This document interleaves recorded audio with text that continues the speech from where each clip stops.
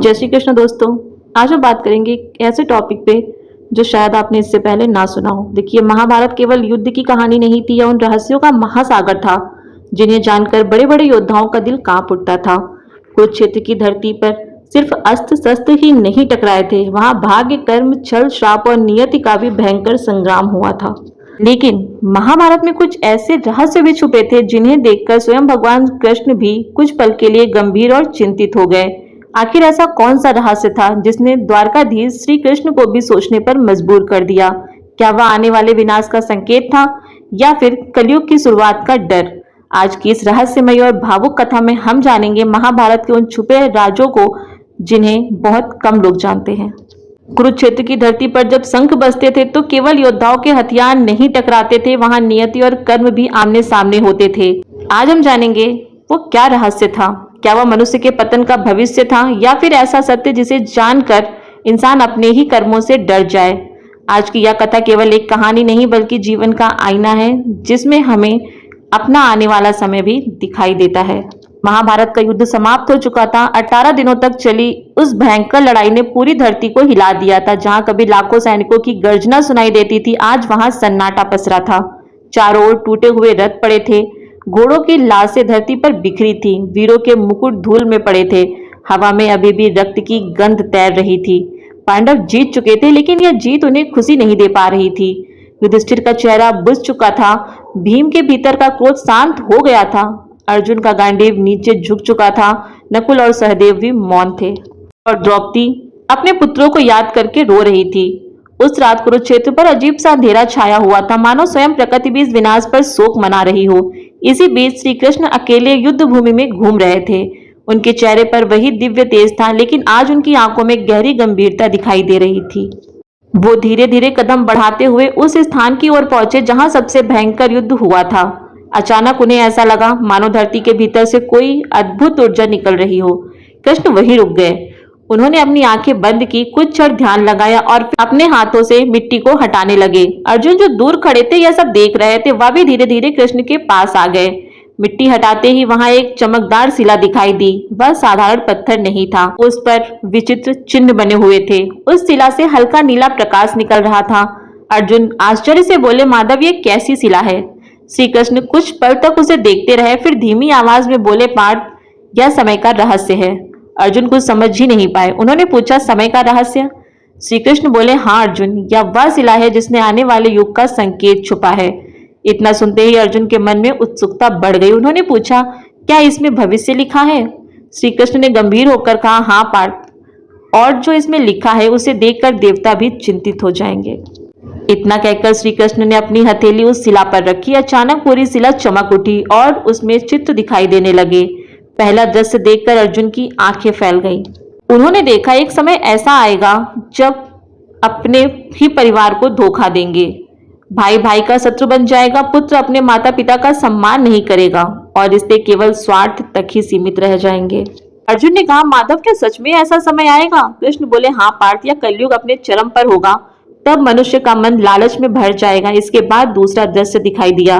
उसमें लोग मंदिर में तो जा रहे थे, लेकिन उनके मन में सच्ची भक्ति नहीं थी।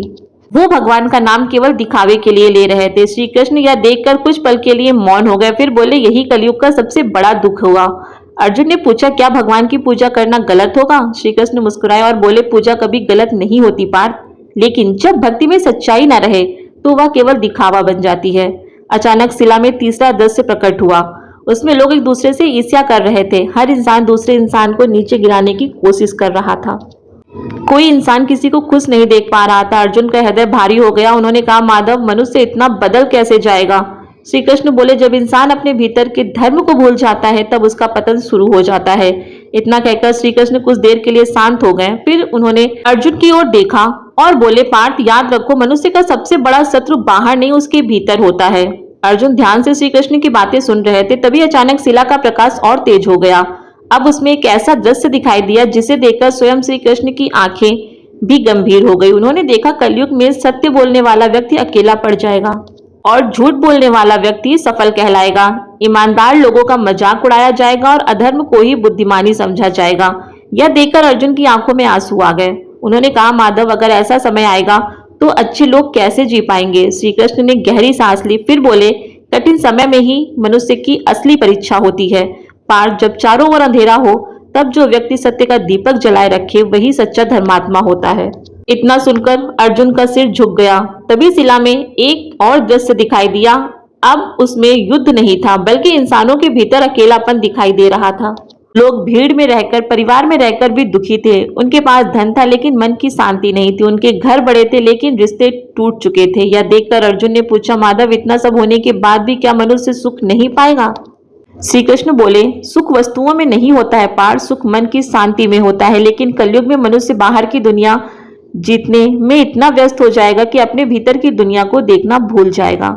इतना कहकर कृष्ण की आंखें नम हो गई। उन्होंने आकाश की ओर देखा, मानो उन्हें आने वाले समय का दुख पहले ही दिखाई दे रहा हो। फिर अचानक शिला में अंतिम दृश्य दिखाई दिया। उस दृश्य को देखकर अर्जुन के शरीर में कपकपी आ गई।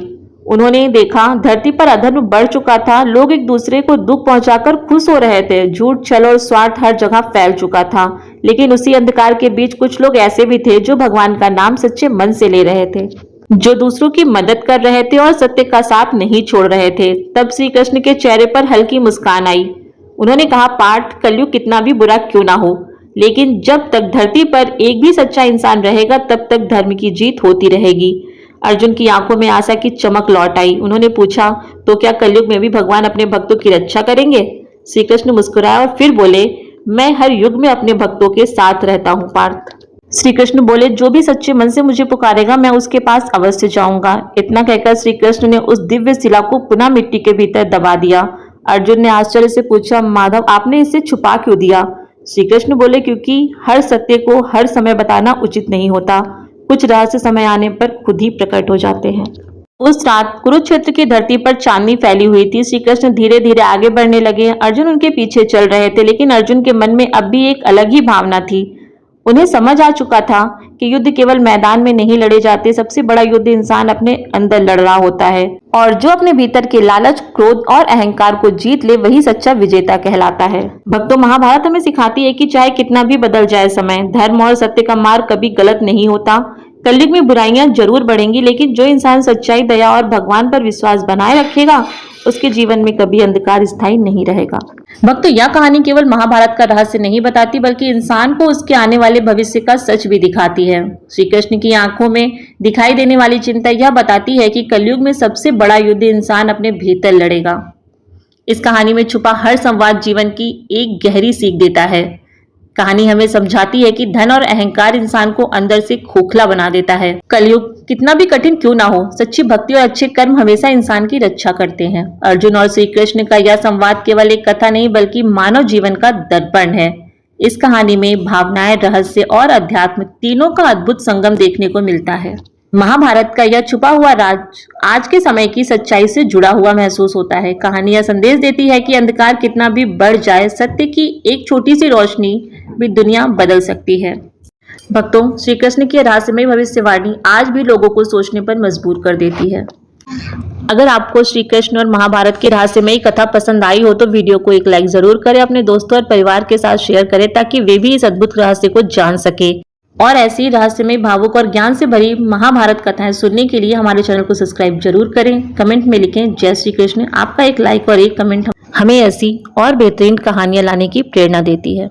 जय श्री कृष्ण।